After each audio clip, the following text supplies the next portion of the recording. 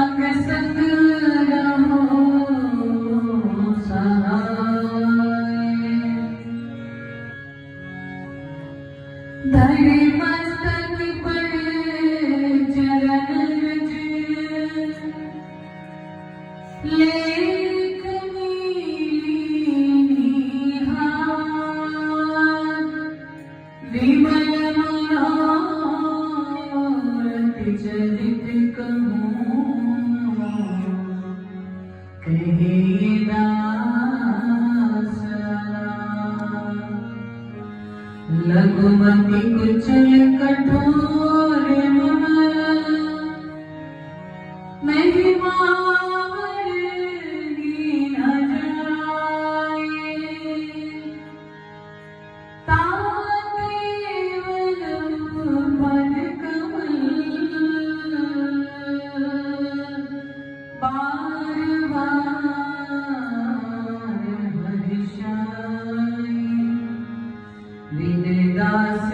सतगुरु सुने दीनाना। अति अनुग्रह कागरो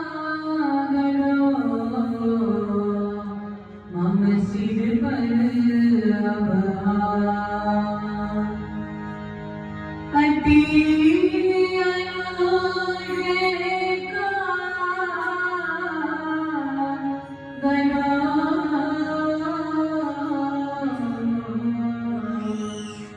मम सिर पर अभार, मम सिर पर अभार। बोलो मेरे श्री गुरु महाराज, गुरु साची दरबार की जय, श्री गुरु महाराज की जय। मेरे हृदय से नारायण श्री सतगुरुदेव भगवान जी की लीलाएं सुनना और उनके चरणों में बैठ करके उनका आशीर्वाद पाना बड़े सौभाग्य की बात है। कई बार ये सोच करके बड़ी हैरानी होती है कि श्री गुरु महाराज जी अपने भक्तों के घर, अपने भक्तों के जीवन में एक क्रांति लेकर के आए। उनका जीवन ही बदल दिया। गर्व इस बात का होता है कि हम उनके हैं, और हैरानी ये होती है कि उन सारी शक्तियों के मालिक के चरणों में बैठना ये कोई छोटी छोटी बात नहीं है। इसमें उनकी विशेष कृपा छिपी है कि वो किस तरह से अपनी महिमा हम पर कृपा करते हुए श्री अपने मुख से निकलवाते हैं और किस तरह से वो श्रवण करवाते हैं। आज भी श्री बाबा जी महाराज जी ने सत्संग फरमाया है कि बदलियां आकाश में चढ़ती हैं, चमकती हैं और बरसात कर देती हैं। बदलियां भी रोज आकाश में आती हैं और बरसात भी करती हैं, अक्सर होती ही रहती है। लेकिन स्वाति बूंद की बरसात कभी कभी होती है, और वो तब होती है जब पपीहे की पुकार होती है दिल से। तो प्रभु की कृपा भी स्वाति बूंद की तरह है। जब हम सब के हृदय में उनके प्रति प्रेम, भावना, श्रद्धा रूपी तड़प जब जागती है, तो तब उनकी कृपा हम पर होती है और हम उनकी महिमा को गा सकते और सुन सकते हैं। किस तरह से लीलाएं सुनी हमने श्री गुरु महाराज जी की। कभी थानेदार बनते हैं और कभी साधु बाबा बनते हैं, कभी जज बनते हैं, कोई ना कोई रूप धारण कर करके अपने भक्तों के कार्य संवार गए। आज भी श्री गुरु महाराज जी जब चकौड़ी में विराजमान थे तो वहां एक स्त्री अपने पुत्र को लेकर के आई। थाली में कुछ बतासे का प्रसाद। श्री गुरु महाराज जी तो जानी जान है, घट के जानते हो। उन्होंने जब थाली में प्रसाद देखा तो समझ गए कि कोई ना कोई इच्छा लेकर के ही आए हैं। वो मालिक के चरणों में जब प्रसाद अर्पण कर रहे थे तो श्री गुरु महाराज जी ने सहसा ही उनसे पूछा, आज कोई खास बात है, क्या मांग लेकर के आए हैं? कुछ ना कुछ तो जरूर मांगने के लिए ही आए होंगे। क्या करें, संसारी जीवों की बुद्धि ही ऐसी है, बिना इच्छा रखे बिना कुछ मांगे गुरु घर में मांगने के लिए ही आते हैं, बिना कुछ लेने के लिए नहीं आते। तो वो स्त्री कहने लगी, गुरु महाराज जी ये मेरे बालक ने 10वीं जमात पास करी है और ये खाली घूमता रहता है, आप कृपा करें इसे आशीर्वाद दें कि इसे कोई नौकरी मिल जाए। श्री गुरु महाराज जी मुस्कुराने लगे उनकी बात को सुन करके और कहने लगे, उस बालक से भाई नौकरी चाहिए कि मालिक बनना है तुम्हें? उसकी मां कहती है, नहीं महाराज जी नौकरी ही कोई मिल जाए छोटी मोटी तो ध्यान तो इसका उधर लगा ही रहेगा। महाराज जी ने फिर उनसे पूछा, भाई बताओ तुझे नौकरी चाहिए या मालिक बनना है? इधर नानक नजरी नजर निहार वाली बात हो रही थी और उधर था कि भक्त जिद पर अड़ा हुआ है कि नौकरी नौकरी करता रह गया। कुछ दिन बाद जब वो गुरु महाराज जी का आशीर्वाद लेकर के गए तो खिलौने बनाने वाली कंपनी में उसे कुछ रुपयों की नौकरी मिल गई। कुछ दिन उसने वहां नौकरी की, लेकिन कहते हैं कि मालिक के श्रीमुख से निकला हुआ वचन भी जरूर ही फलता है। 1 साल बाद जिस कंपनी में वह नौकरी करता था उसी कंपनी का मालिक बन गया और वो वहां जाकर के रहने लगा।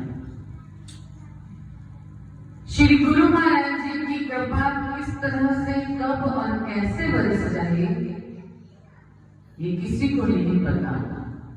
इसीलिए महाराज जी हमें समझाते हैं कि अपनी मांग को कभी भी उनके आगे मत रखो। क्या पता वो आपको क्या देना चाहते हैं, वो आपको समुद्र देना चाहते हैं और आप कहते हैं कि एक घूंट पिला दो।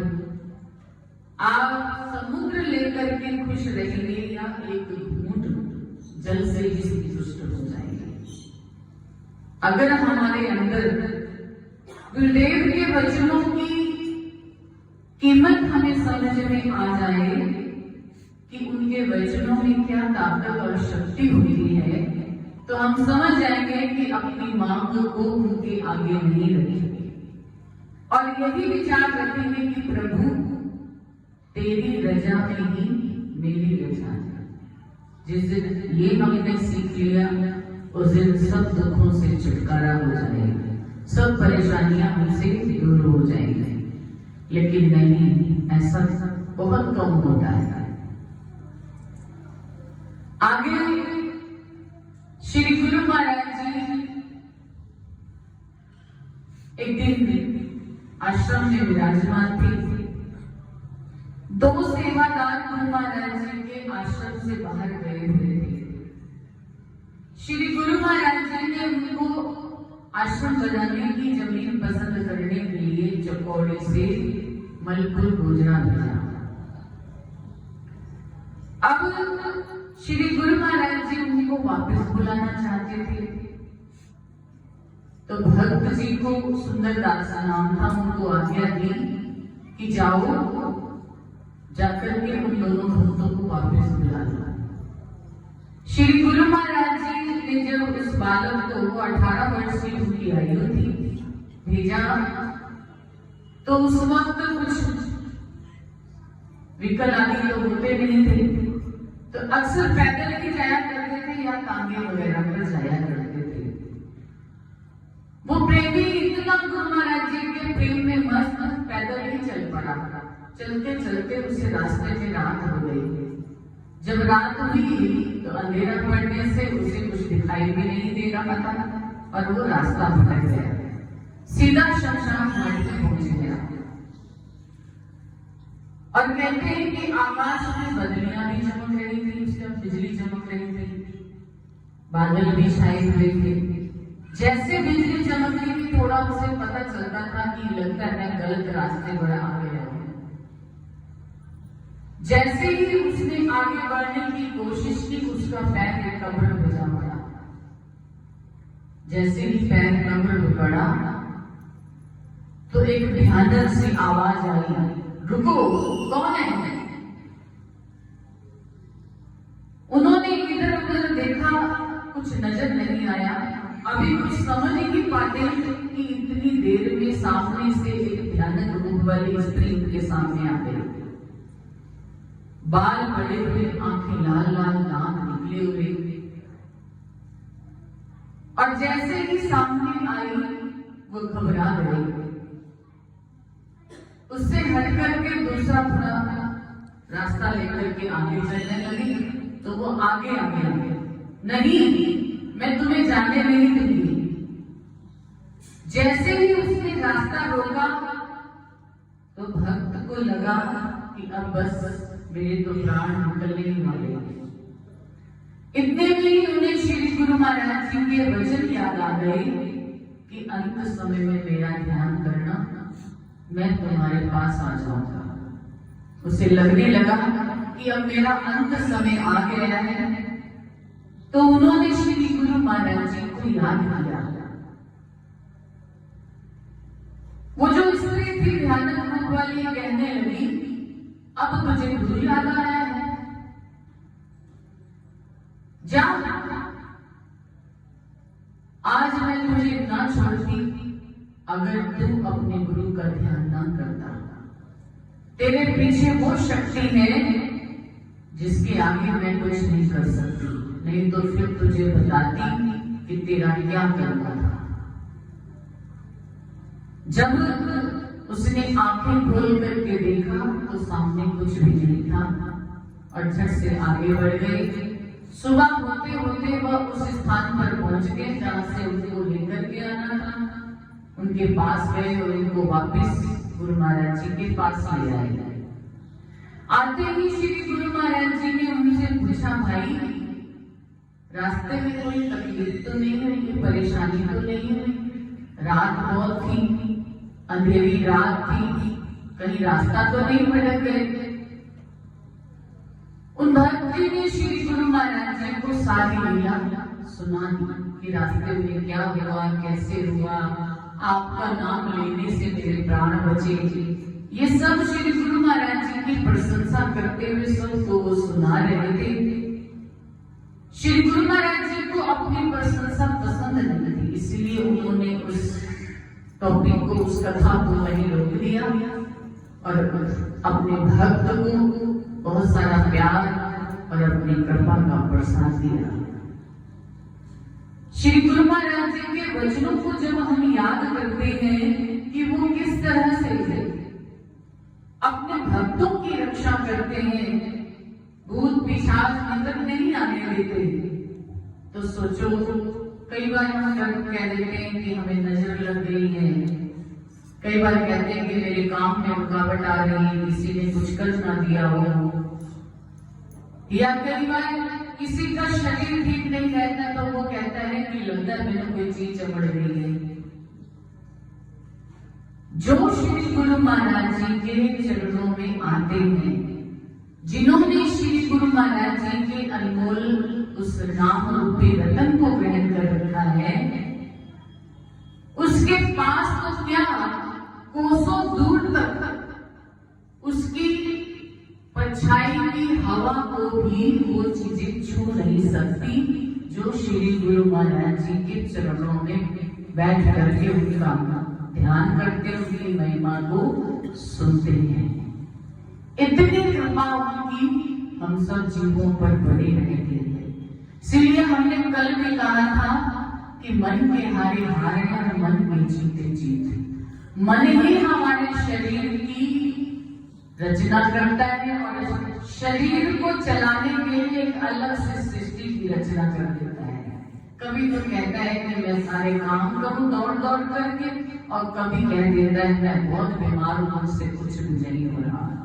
ये सब हमारे मन की हरकतें हैं। इस मन को अगर हम गुरु महाराज जी के चरणों में जोड़ देते हैं और उन्हें अर्पण कर देते हैं कि गुरु महाराज जी इस मन को आप अपने चरणों में ऐसी रस्सी डाल करके बांध लीजिए कि ये कहीं और न जाए, बस सीमा आपके ही विचारों में खोया रहे, आपके ही ध्यान में खोया रहे, तो ये मन गुरु महाराज जी के पास रह करके शुभ विचारों को उत्पन्न करता रहेगा।